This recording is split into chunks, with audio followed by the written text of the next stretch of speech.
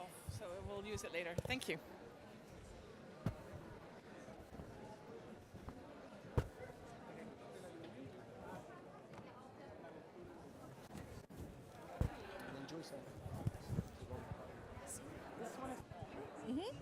Okay, this one I'll keep for the panel.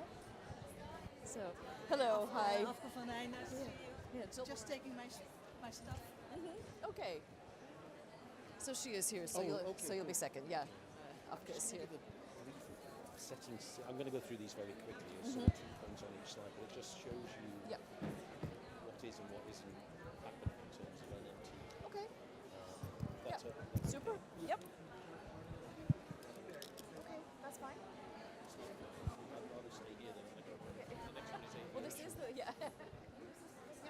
Okay. Oh, deze wel even bij. Dus voor het panel.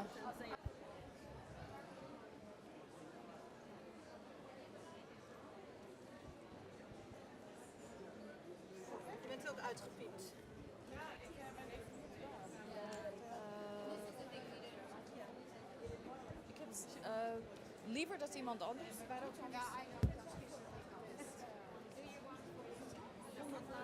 was eerst toen ging fietsen, toen ging ik niet meer meteen.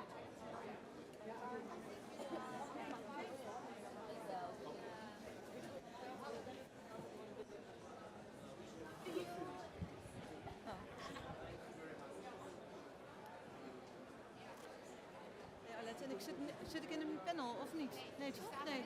Ja, precies. Ja, nee. Dat is meer, nou ja.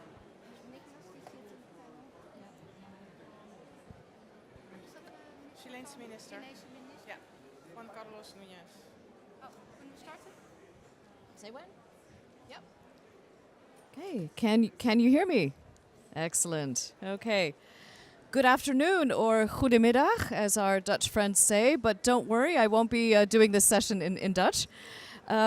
Welcome to this event called Accelerating Change, Unlocking Global Funding for Walking and Cycling Infrastructure.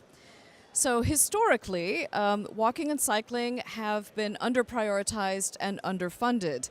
And that's coming from me in my role as a cycling advocate. So I represent the European Cyclist Federation, as well as at this event, the COP more generally, the Partnership for Active Travel and Health. So we've seen that walking and cycling are sometimes not even considered to be fully fledged modes of transport. But happily, that is slowly changing. Also thanks to the efforts of leading experts and strong supporters like the Netherlands government, who's truly a leader in this area. For very good reason, the world looks up to the Netherlands as the shining example of what excellent cycling infrastructure could and should look like, as well as walking, which is gaining increasing traction there. Certainly, we've known this for a long time. But lately, I've had the pleasure of experiencing it myself. This summer, I moved my home base to the Netherlands, to The Hague. So for the first time, I've actually lived there. And cycling is a dream. I have to say, I don't have to plan my routes to where I need to go because the infrastructure is just there, and it's great. And that's how I would love it to be everywhere in the world. So infrastructure that makes cycling and walking attractive and the obvious choice, and which ensures that it's safe when it's the only choice people have, is an integral part of a truly sustainable mobility paradigm. But this doesn't happen all on its own. It's the result of prioritization and planning and funding and specialized knowledge, much of which has been developed and perfected over many years, certainly in the Netherlands. So just having that set the scene for a little bit, I would like to introduce the Vice Minister, the Vice Minister for Environment and International Affairs of the Netherlands, Afke van Rijn, who's going to give us a keynote. Afke, the floor is yours.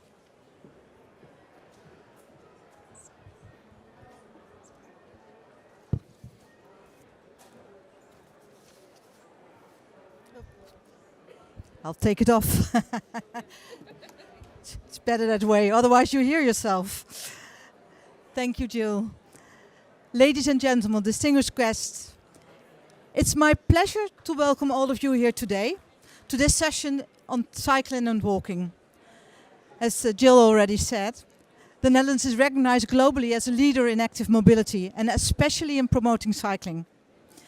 Despite being more well known for our love of cycling, we've recently launched National Masterclass for Walking as well. Its aim is to emphasize the vital role that walking plays in our lives. Ask anyone who's visited the Netherlands and they'll tell you they were amazed by the number of bikes and cyclists they saw. In fact, with 18 million inhabitants and over 23 million bicycles, we have more bikes than people. One reason why Dutch children are amongst the happiest in the world is that they can cycle everywhere. This spatial autonomy, which they acquire at a young age, gives them the freedom to grow as individuals and live healthy, happy lives. Our common goal, as set in the Paris Agreement, is a future-proof, zero-emission transport system that takes account of future generations. To reach this goal, it's essential that we focus on active mobility, cycling and walking. But what does it mean in practice? Right now, most urban trips worldwide are shorter than 5 kilometers, making them perfect for active modes of transport. And yet, more than half of those trips are still being made by motorized vehicles. This growing dependency on cars has serious negative effects on accessibility, road safety, our living environment and the climate. To achieve the Paris Agreement goals, we need a modal shift from motorized vehicles to sustainable active mobility. Focusing on these modes of transport reduces carbon emissions while contributing to healthy, active lifestyles and clean, livable cities. So active mobility policy is not a goal in itself, but is part of a bigger goal. To use the transformative power of both cycling and walking to create safer, more sustainable and more social spaces that are wealthier, healthier and happier. It improves access to opportunities for everyone and ultimately creates cities that are more resilient. Our experience in the Netherlands has shown that shifting towards active mobility requires action in 3 main areas. First, the built environment. In other words, infrastructure and parking facilities that match our active mobility ambitions. Second, behavioral change. Encouraging people to leave their cars at home and walk or cycle to work. And last but not least, governance. Effective policy requires us to work on all 3 components simultaneously. So even though the built environment is highly influential in people's decisions to walk or cycle, it alone is not enough to encourage active mobility. Fortunately, more and more countries and cities around the world are recognizing the importance of active mobility and taking these points into account. However, this increased focus is not being sufficiently translated into policy and international financing, which are essential for stimulating active mobility. That is why the Netherlands, together with Belgium and Luxembourg, initiated the Active Alliance at COP28 last year in Dubai. ACTIVE stands for Alliance for Cycling and Walking towards International Vitality and Empowerment. It was established to unite a leading group of countries and organizations that are collectively promoting active mobility on all fronts. The Alliance's objectives are twofold. First, to support the training of 10,000 active mobility experts to stimulate policy and infrastructure development. And second, to boost international investments in active mobility. Within ACTIVE, organizations are working to amplify their impact through closer collaboration. In partnership with renowned organizations like the UN Environmental Programme, the World Resources Institutes and the European Cyclists Federation, we are actively working to build capacity on a global scale and create access to financial services. During the site event, the main focus will be on the second component of ACTIVE, creating access to financial services for active mobility. There is now widespread recognition of the importance of active mobility. And with initiatives such as the EU Declaration on Cycling and the Pan-African Action Plan for Active Mobility, the momentum keeps on growing. One of the main barriers right now is the lack of access to financial services. That is why I'm very proud to announce today that the Netherlands is once again making a financial contribution of 500,000 euros to the World Bank's global facility to decarbonize transport, earmarked for active mobility projects. I urge other countries and partners to follow suit and support this initiative financially. Because with careful planning and the necessary funding, cities can turn ideas into reality, creating paths and bike lanes, ensuring safe pedestrian routes, and fostering a sense of community and connectedness. However, to create those ideal cities, active modes of transport need to be systematically integrated into infrastructure planning, policy making, and financial frameworks. This will lead us towards more future-ready, inclusive, accessible, and better connected cities. I'd like to thank all the speakers at today's session who will be sharing their knowledge and valuable insights with us.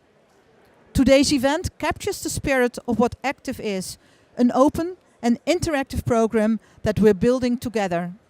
I'm looking forward to a productive discussion during the session and to successful partnerships in the future. In closing, let me emphasize again that investing in large-scale, safe and convenient cycling and walking is a smart way of tackling a whole range of problems. It will increase connectivity, improve people's health and enhance our air quality. And it will help us in our fight for a better climate. Thank you.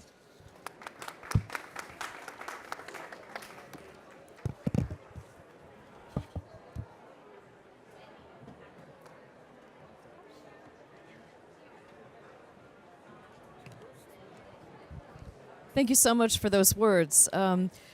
We really applaud the Netherlands' leadership in this area, and we look forward to hearing from others. And we also have a couple of the banks with us today, and our next keynote will be Mr. Jamie Leather. He is the director of the Transport Sector Group of the Asian Development Bank, and we look forward to hearing from him next. So the floor is yours, Jamie. Thank you very much, Jill. I'm going to talk on funding of active transport. I will say right at the outset that most of our funding in active transport has been linked to large infrastructure investments. So if we build a metro or we improve buses, we have done transit-orientated design around that. We have done access egress kilometre radii around those stations. Even happier to say we are starting to see requests from governments to look at standalone active mobility, not just linking it to a big chunk of public transport infrastructure. That's what we need both, but we need to look at transport as a system. Having said that, I will also go into some of the key issues in terms of how we want to build up the awareness and therefore the requests we receive. There is a lot of data here, so I will go through this very quickly, but you can share all of this information. But I think the data is important because if you can demonstrate what is happening, or perhaps more importantly, what isn't happening, then you can start to have the dialogue with the client governments about should things be done differently, better, should they be done better? And therefore we can use this kind of information to say, if you want to be like that city, this is where they are, this is where you are. So having said that, I will be very quick. Overall, active mobility share globally is around 26% of urban trips. There is quite a variance across the world. You will see the squares in the bottom corner. That's US, very unactive, if there's such a word, mobility. But we are seeing Asia and Africa has quite a high share, but that may not be out of choice, more by necessity or captive users because they have to walk. There may be no good public transport or any public transport at all, and household vehicle ownership is incredibly low, so those could be captive. But how do we maintain that and make it more dignified for those kinds of travels? pedestrian streets, again, the higher the income, the more pedestrian streets we see. The highest, and there's some numbers there, but it's about 1,750. Around half that index for upper middle income countries, and about half again for low income countries. So the pedestrian streets in low income countries is about a quarter of what they are. So how do we try and ensure that modalities are kept? Road safety, if we want more vulnerable road users, we don't want vulnerable road users, but if there are more vulnerable road users, we need to ensure they are suitably protected. Every bus trip must cross a road at some point, even if it's central running, one way home or to or from whichever point of the trip, you're going to end up crossing the road. So we need to ensure that the safety of those public transports active mobility, the segregation, particularly in critical areas, is well planned for as well. Walking distances, again, very small, only around 6% of Asia and the Pacific is in walking distance of protected public transport, bike lanes or whatever else. Access to urban transport, there's a shocking number we have of about 1.4 billion urban dwellers in Asia and the Pacific fail to meet the Sustainable Development Goal for good quality urban public transport access. 1.4 billion is a very large number. Clearly, as a financial institution, together with World Bank, how do we ensure that money goes to provide that basic role of transport, access to jobs, access to education, access to health and social issues?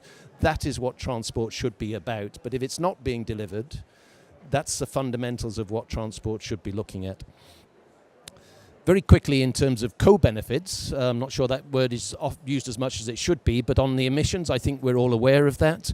We are here at COP, so the energy use, quite clearly, one of the most energy efficient modes of transport, I believe, is cycling. If you look at it from, depending what your diet is, I guess, but on a lot of those components, it really is way up there as a perfect climate form of transport. And I don't know how many people remember this photograph from Munster. It's certainly what triggered me about 20 plus years ago when I saw, I think Holger actually sitting. Is that your photograph, Holger? Oh, okay. But I haven't seen this for a while. So when I was looking at this session, I thought, wouldn't it be great to drag this out again and just remind people what space is taken up by different forms of transport, vehicles, buses, cycling at the end. We were talking a few years ago about perhaps doing something similar again within the different dimensions of active mobility, climate change, equitable access, and saying, could we come up with something similar? But now getting a little bit more into the meat, active should be seen as an integrated transport system, urban mobility, urban access system. Popular transport, mass transit systems, walking and cycling should be considered of that overall. And I mentioned in a previous session around this 70-30 split. 70% public transport and active transport, 30% private. I think someone was saying, but people will always use their cars. You can't have 100% success rate, apart from perhaps in the Netherlands and some other countries as well. But that's what we strive for. But looking at this in its entirety, and I'm also quite a strong proponent of the carrot and the stick. If you want to use your car, fine, but you're going to pay for parking or congestion charging, as in London, and that money is ring-fenced back into ensuring that the investments are made in more sustainable forms of transport. I think policies, I've said data is important, but the data can lead to the policies which will hopefully lead to actions. We are seeing an uptick in more mentions of policies in the documents we're looking at. The Asian Transport Observatory now, the Outlook, it also has a policy component, and this is where this data is coming from. So we're seeing there's quite a lot of focus, and the focus in these policies are on infrastructure. But I'm not sure the awareness raising and the other components are going with that. So we do see a lot of infrastructure being put in, and it's not being used as well as it should be. Is that because it was designed not as well as it could have been? Or if it's cycling lane, are there missing gaps on critical infrastructure that is keeping people off? If 10% of your trip is very dangerous or you're not want to do it, then you're probably not going to do any of that trip. You can't just sort of get off and miss out that very nasty 10%. there are, I won't go into detail here, but there are a number of different, quite detailed policies in terms of this. And in our region, Asia and the Pacific, Sri Lanka has perhaps got one of the biggest components within their work in terms of how we can promote more sustainable transport. So, in summary, the data can be used to make sure we have better dialogue with our governments, and that dialogue can then use to better funding and financing opportunities for active mobility as part of an overall urban mobility system. Thank you very much.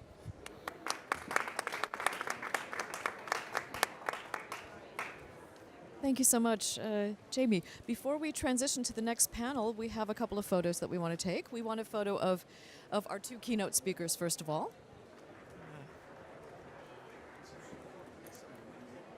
Yes, that's right.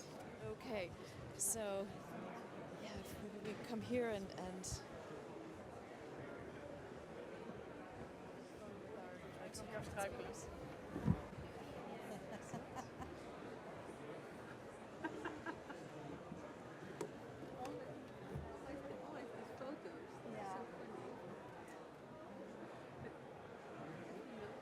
And then next, I would very much welcome the opportunity to present the Vice Minister with the work that's been done by PATH on our NDC template for integrating walking and cycling into NDCs, as well as our open letter calling on governments to commit to walking and cycling, which the Netherlands certainly has already done, but in recognition for your leadership on that, that's really great. So if we can get a photo with that.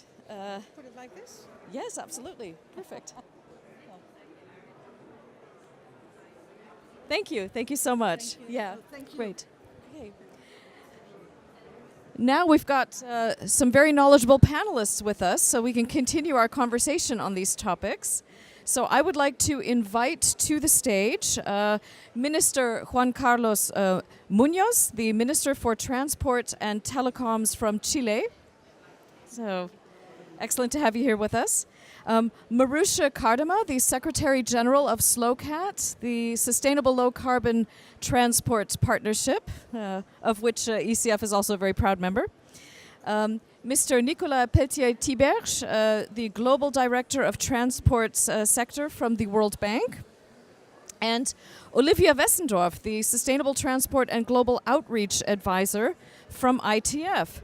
So thank you very much. Really great to have you with us.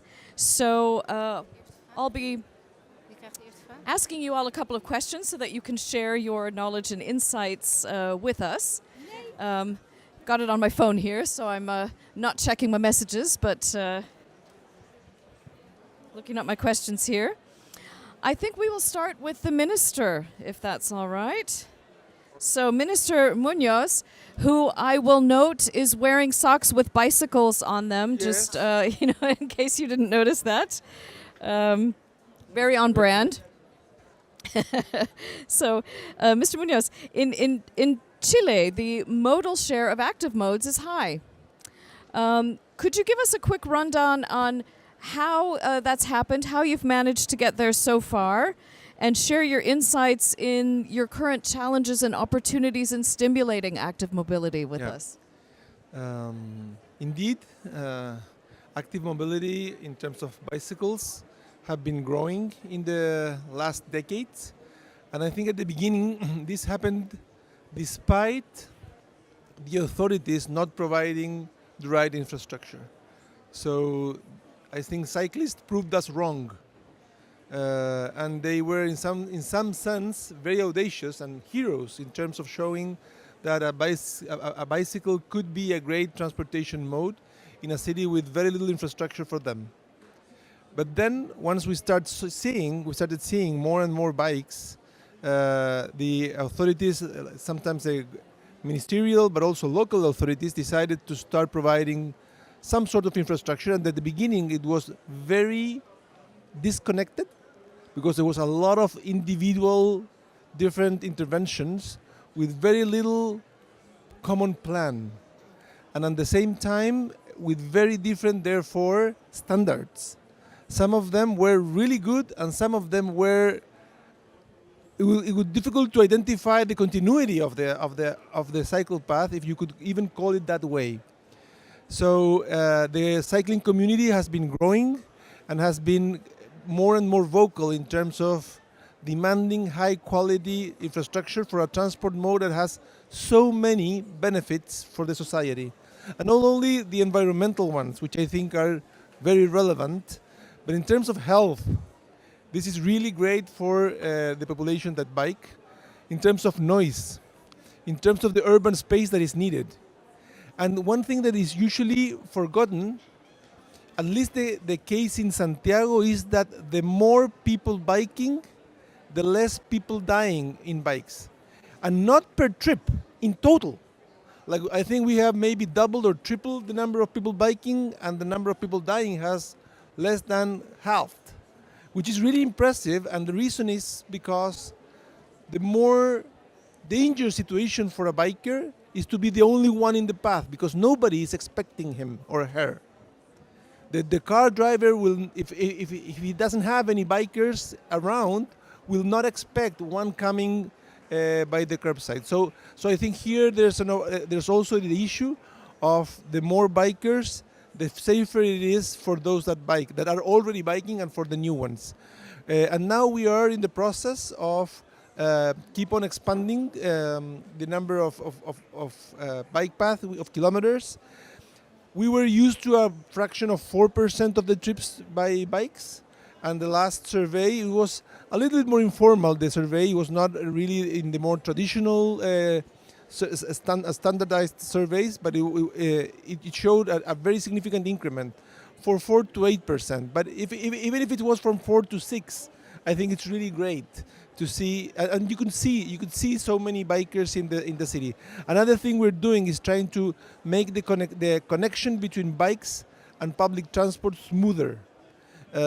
Bikes can be a great complement to the public transport service.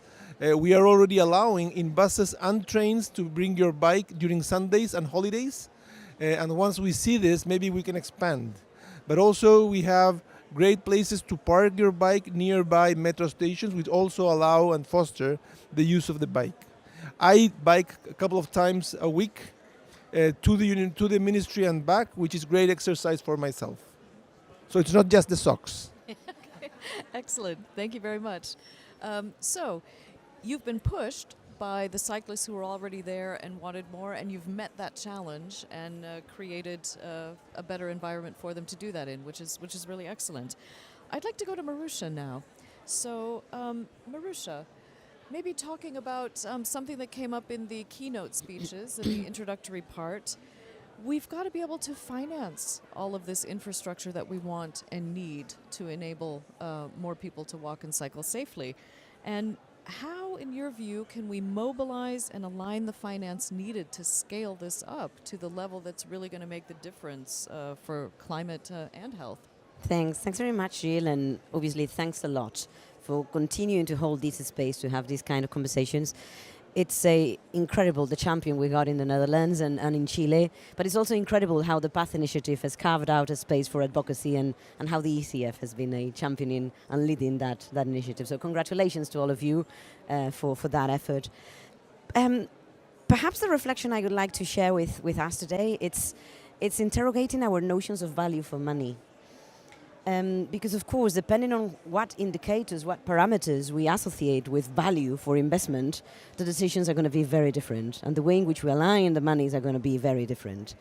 We have recently been working with TUMI, the German initiative for transforming urban mobility, in this matter, and we have been assessing traditional economic appraisals and traditional best cost-benefit ratio analysis. And we have found that obviously not always the broader sustainability notions, the broader benefits are taken into consideration in those analyses.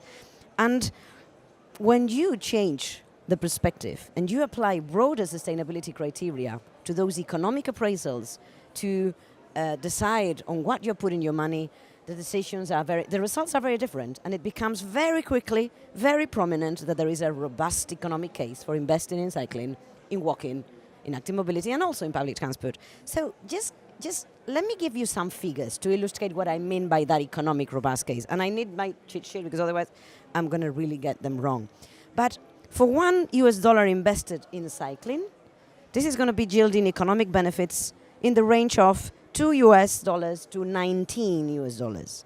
If we invest $1 in walking, we're going to be yielding economic benefits worth between over $1 to $20. If we combine walking and cycling, so active mobility, $1 invested is going to be returning a range between over $1 to 19.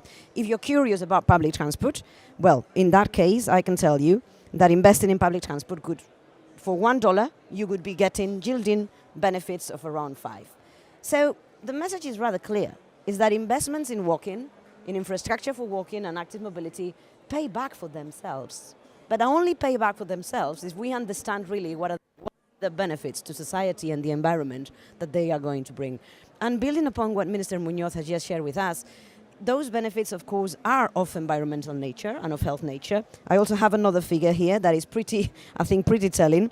If we incorporate notions like fuel savings and healthcare benefits, which are central, of course, to the benefits associated to cycling investments, we can tell you that for $1 we invest, the rate of return on investment is from the over $1 to almost $4.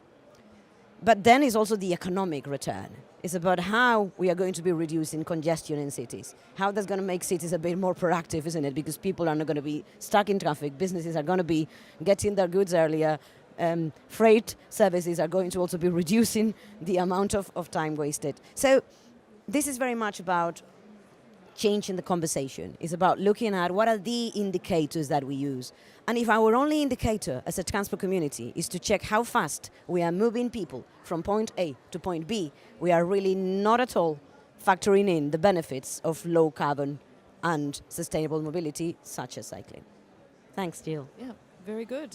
Thanks very much. I would agree with everything you've said, and I could add a whole bunch more statistics, but I won't. I'll spare you all this time. Nicola, you certainly understand the economics of investments working at the World Bank, and I would like to ask you a bit about how the World Bank includes active mobility in its own internal policies, and how does it encourage active mobility projects? And tell us what's going on there. Thank you, Jill. And I first would like also to applaud the leadership of the Netherlands for championing this agenda, and also for the additional contribution to our global facility to decarbonize transport. So coming to your question, and actually it's a nice segue from what Marusha was just saying. The entry point for us, as for any other development partner, is a dialogue with a city or a country on congestion and urban mobility, and so we are a demand-based organization. But from that initial request, that's where things start. We can shape a little bit the agenda, and we do that through our knowledge. We do that through moving some lessons from some countries to others, from city to others, and active mobility is one of these areas where the case is really, really strong. And now we've compiled a number of examples of cities from all over the world. Santiago is one of those cities, Bogota. I like also to mention the city of Tianjin in China, because this is one also of these remarkable examples where they were able to achieve 70% of modal share for public transportation and biking, and including 34% of biking. So this is really remarkable, and that you completely transform your city when you get into these kind of figures. So to help disseminate some of these examples, we partnered with ITDP, the Institute for the Development Transport Development Policy, and we released at the last COP a compilation of 5 case studies that covered Tianjin, Lima, Addis Abeba, Dar es Salaam, and Buenos Aires. And we compiled some of the data that Marusha was mentioning in terms of the economics, and they were pretty strong.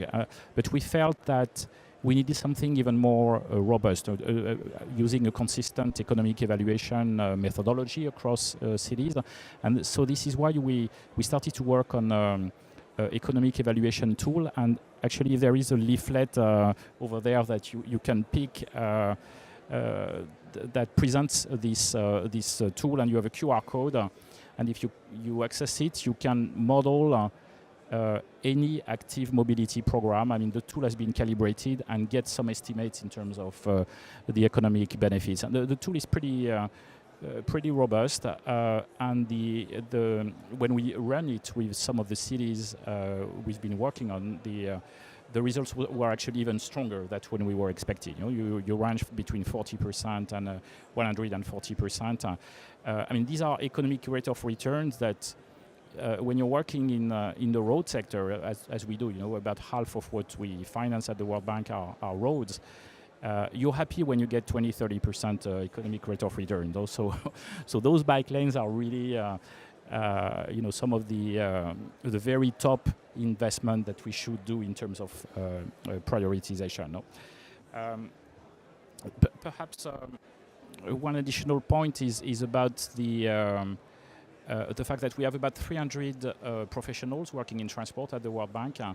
And now they are very educated in active mobility. To the point that we created a special knowledge group for active mobility, and where some of the most enthusiastic are part of.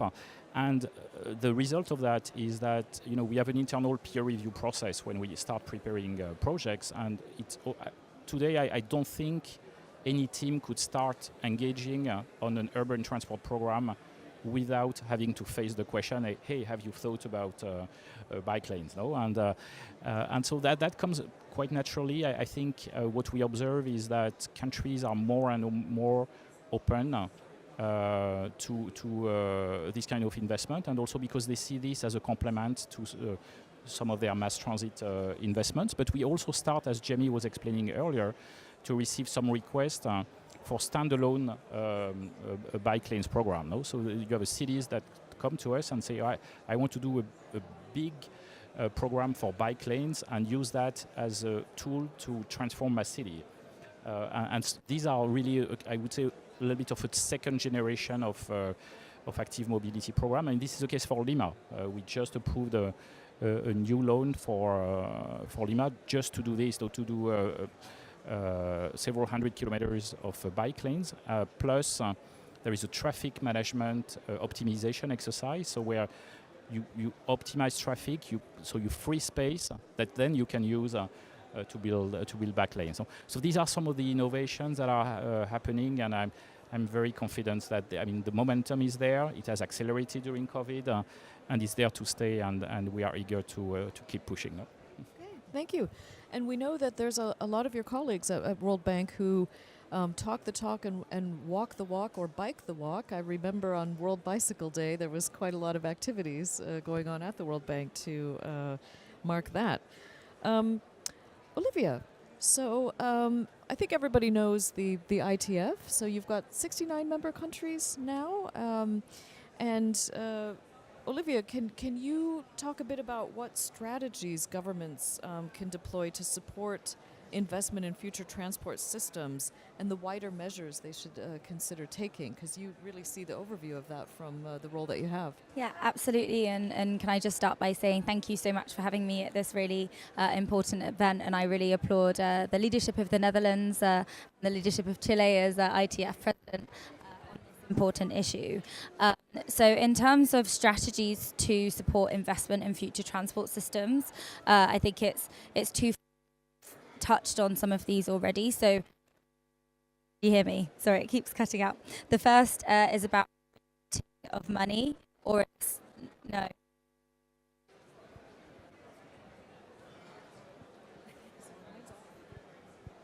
It kind of goes on and off. Oh, hello? Is this really close? Okay, sorry. Got you. Okay. So the first is through setting a vision and taking what we call at ITF a decide and provide approach to transport infrastructure investment. So rather than continuing on the existing pathway and funding infrastructure in line with what we think might be needed or might be wanted. It's about stopping now and planning for the future vision that we have for infrastructure, which includes for active mobility and walking and cycling. And what's really important about this is that from ITF modelling from our 2023 Transport Outlook, we found that through taking this decide and provide approach, we actually see a rerouting of funding from kind of road development and other modes to cycling infrastructure, and actually this could cost up to 5% less than continuing on the existing pathway.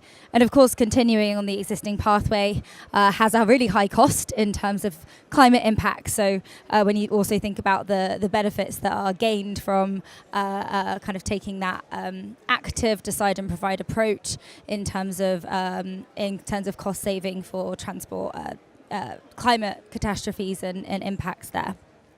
And then the second point is that actually through taking this and setting out a clear vision, it also helps to embolden the private sector to support, because they know what the needs are. They can see what their potential role is in supporting this transition, and that can also then help create certainty for their investment.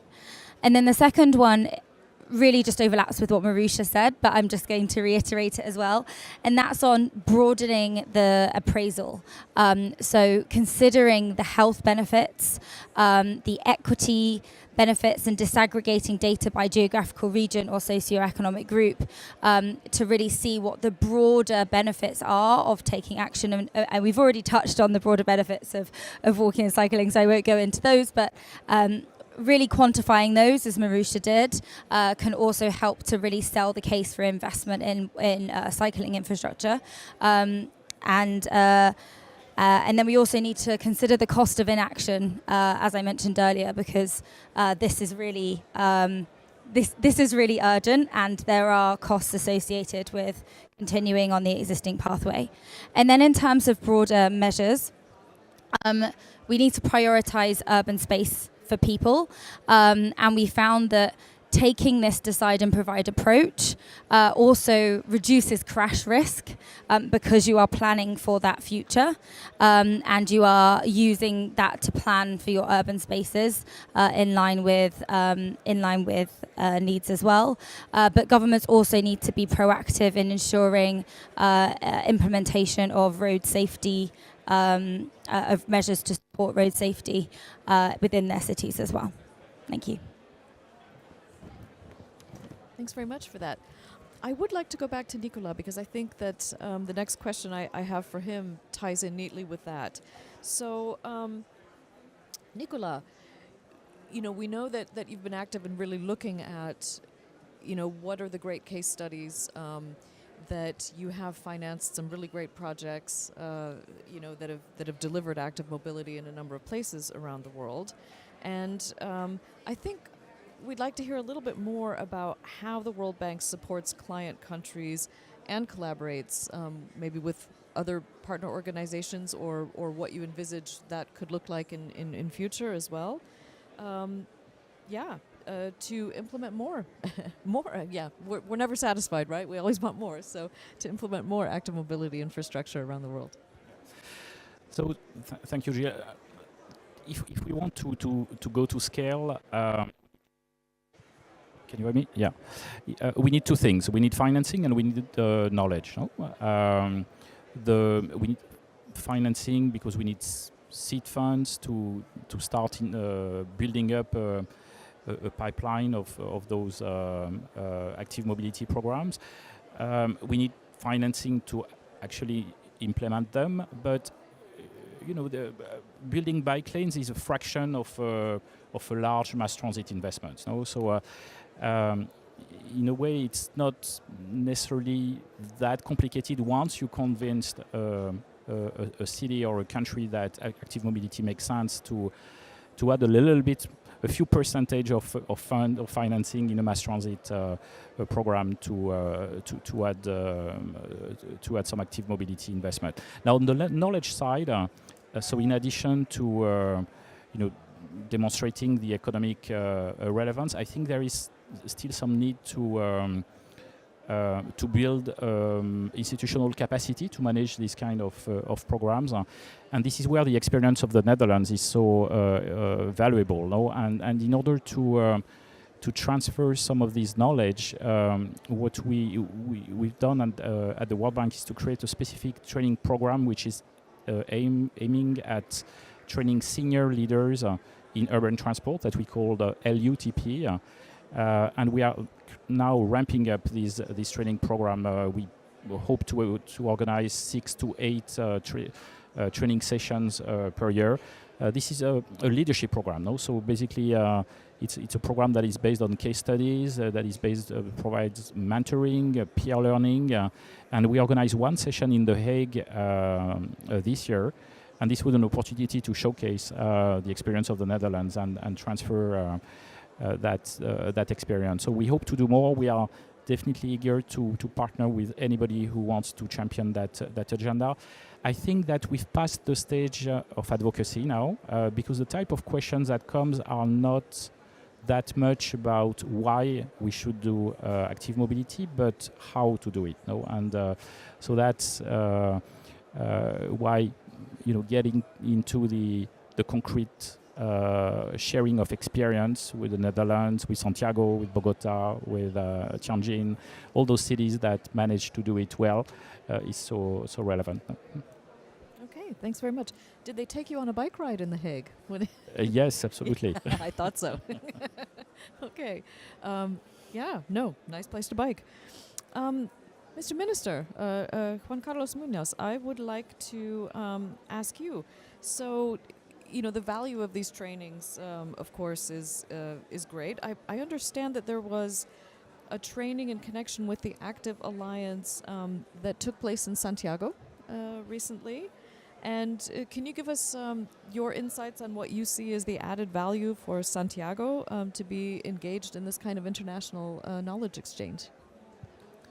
Yeah, we had a great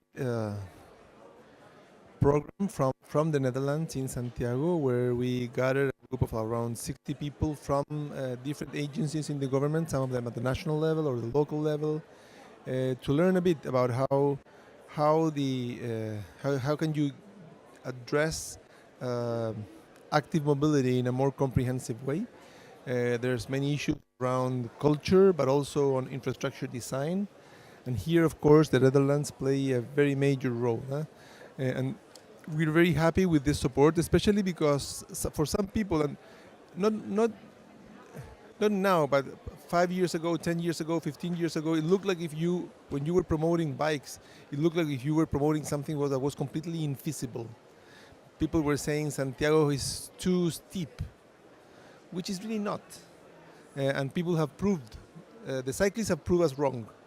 And that's very nice to see. And in that path, the Netherlands have been amazing in letting us and letting our leaders also to learn on how to develop this culture and develop this infrastructure better.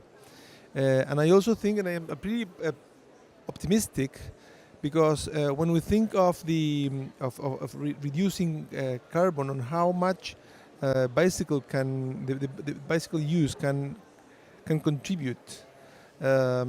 We've seen what Paris is promoting in terms of a 15-minute city. I think that's great, because the shorter the distance, the more likely you will bike. Of course, it's very difficult to convince someone to bike if the trip is going to be 10 kilometers long, but if it's 2, it may be very, very convenient. And it's interesting, on our election day, we used to assign people to a poll station that was randomly located in your city. And of course, traffic was a mess.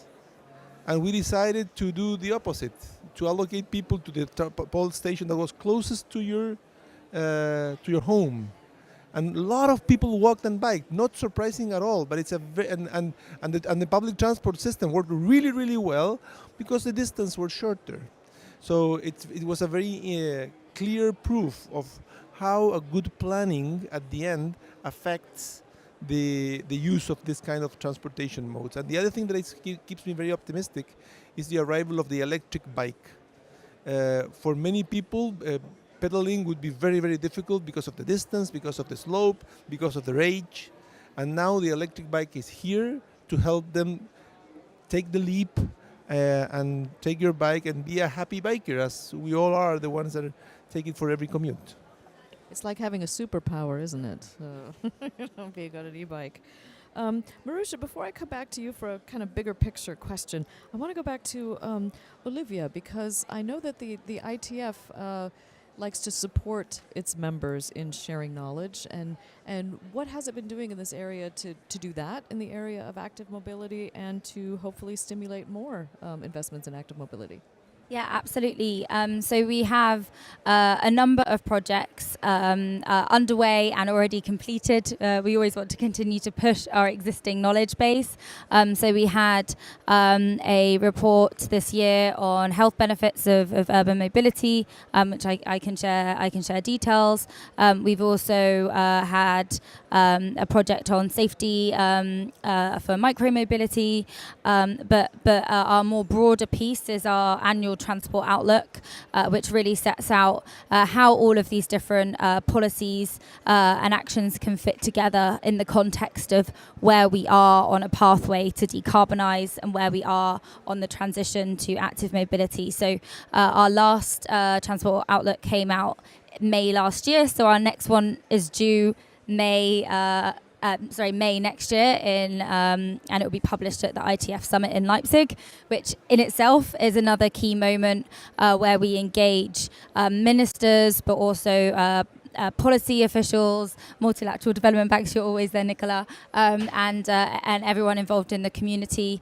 I think there's always usually some sort of biking on offer, actually, around. We always have a biking tour of Leipzig every year to get people actually out on their bikes. But really, the ITF Summit as a forum to engage and highlight leadership, such as the leadership of the Netherlands and Chile, and the possible policy actions that governments can take. And then the final two things is ITF's work on road safety, which is a real priority for us, and our Safe Systems Working Group, where we convene governments on that.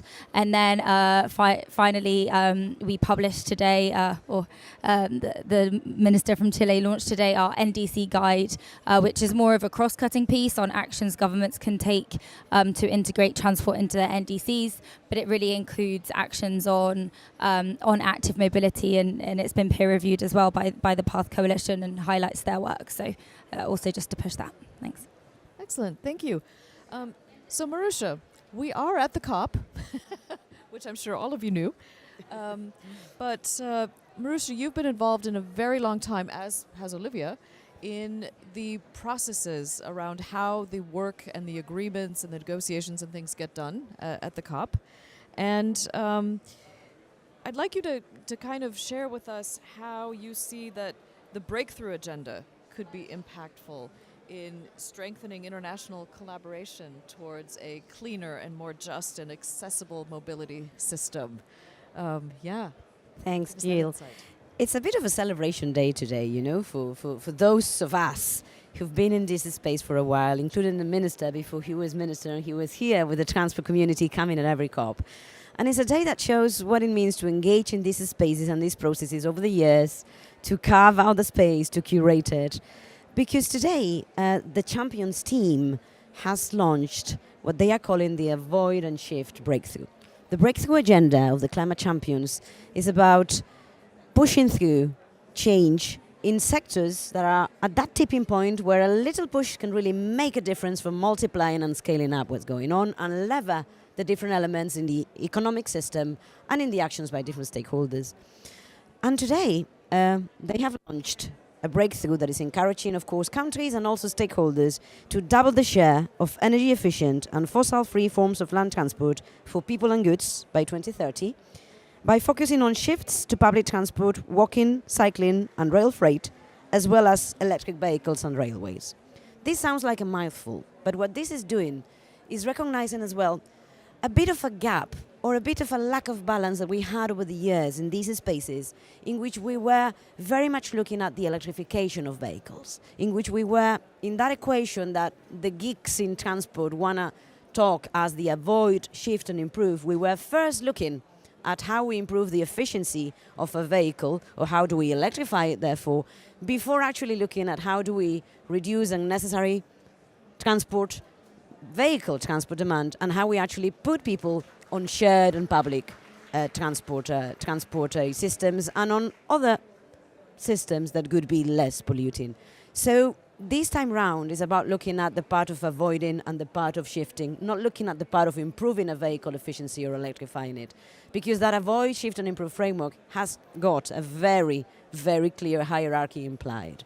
So this is a bit of a call for all of us to support that breakthrough, to make sure that it's known by parties, by countries, that is known as well by stakeholders who can actually gather multi-stakeholder partnerships to have action on the ground that will make it happen.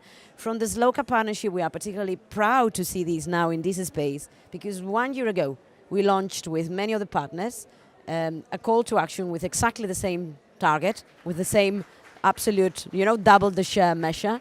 And very quickly, we gathered 60 stakeholders with us, including Chile and Colombia. So it's a moment to, as I say, to celebrate how these spaces are meaningful over the years, and how it is really commendable that we have ministers like Minister Munoz and the Vice Minister from the Netherlands finding the time for joining us here at COP, which we understand is not a given. So thank you very much for doing it over the years, clearly. Yeah, and thank you for ending on that note. I would like to open up to our audience if you've got any questions for any of our panelists. We've got a question back there, so maybe I can do the roving mic, or...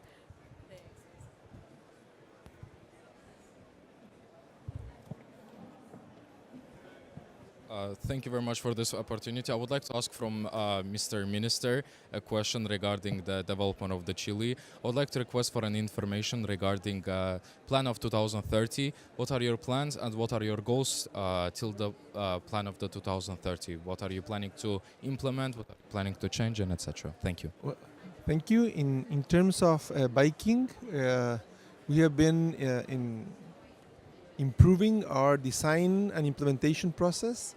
Our country has been very slow in letting an idea actually happen. So in our administration, we've been working in trying to reduce those gaps, and at the same time to start investing in new cycle paths. In the case of Santiago, we are in the process of building 800 kilometers for the whole city, which should provide a really good skeleton or backbone for biking around the city. Unfortunately, in Santiago, most of the good bike paths are in the wealthiest areas of the city, where people have more alternatives, and probably in those areas where people would benefit the most, which are the less income people, the less income neighborhoods, we have very few. So that's one thing. And in terms of other transport modes, we expect by 2035 that all new vehicles to enter the country are zero emissions. We're in around 3%, so a long way to go. But it's nice to see other countries that have shown that apparently this is feasible and are much more accelerated in this process. So we have our path, and we need a lot of political will and courage to achieve it. Okay, excellent. Thank you for the question. We have a question from Holger. Good afternoon, Holger Dalkmann from the Climate Competitive Growth Program. Thank you so much for this great panel. I actually have a specific question also to ITF and also to ECF. Congratulations on also the new guidance. This is fantastic.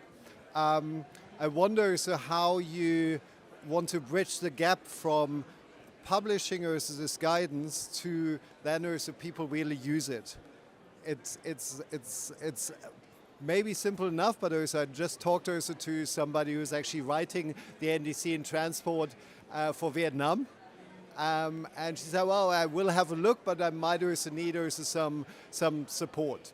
And this will be also in many other countries also the case. So how also to really also bridge that? Are there online trainings? Are there train-the-trainer courses? Are you partnering with the World Bank, with ITF to also bring that in? So a little bit hearing also how to use it. And if you allow me, also have one question also to the minister.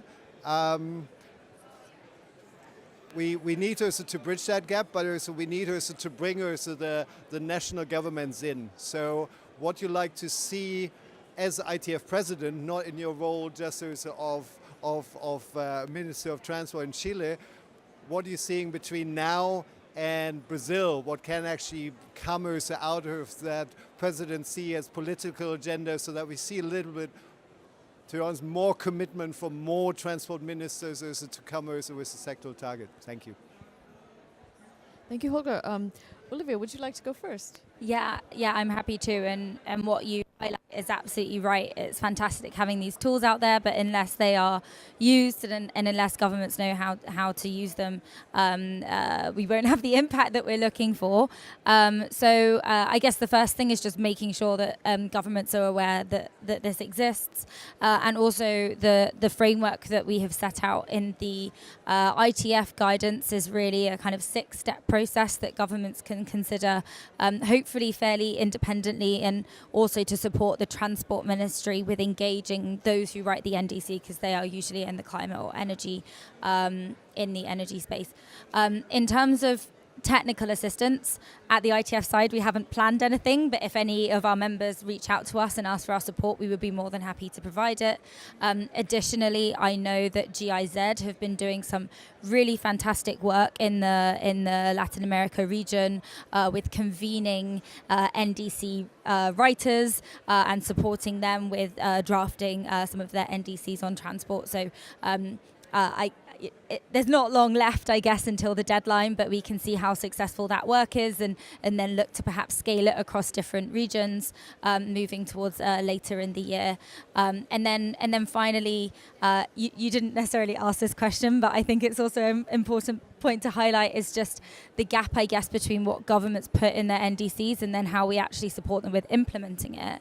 And at ITF, at the summit in May, will be convening the transport ministers to review, I guess, how successful some of these guidances and templates have been and how much transport has been included in the NDCs, and also identifying where there are potentially some commonalities where we are particularly well placed as an international organisation to support work on a particular area, perhaps on walking or cycling. I don't know, we'll have to see.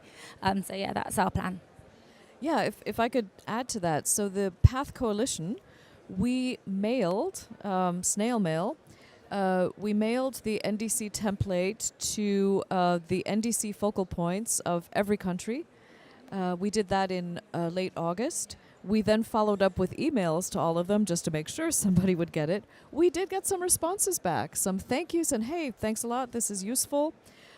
We were absolutely delighted that the ITF included it in the guidance that they produced. And we've been working throughout very closely with our friends in public transport and rail, and latterly also with the informal transport, so that we could cross-fertilize this.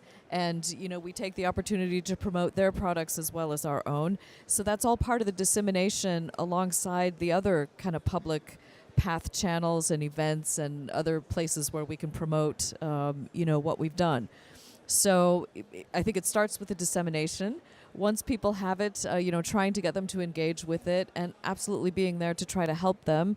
Certainly, Walk 21, our partners in producing this from the core path team, from other work that they do, they have probably a more direct line into some of the governments than ECF does, because ECF is a federation, so we work through our members in the national countries. But certainly through those channels as well, we want to make sure that links up wherever it can. And then I would pass over to the minister to give his take on the second part of your question. Thank you very much. I think the question by Holger is not easy to answer, But I think that the NDCs provides an very important opportunity for biking massive to making biking more massive. It seems to me that the combination of the commitment that countries need to do in terms of NDC and that at the same time the arrival of the electric bus makes it like a combination that might be such a sort of low-hanging fruit, because it looks like to me as an comparatively a good or low-cost alternative to achieve lower emissions in your transport sector.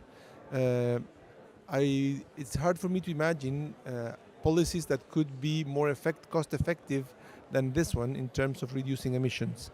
And that makes me think that as we subsidize public transport for users and we provide public transport services that cost much more than what people actually pay with the fares, I wonder if we should also provide some incentives for people to buy electric bikes and use them.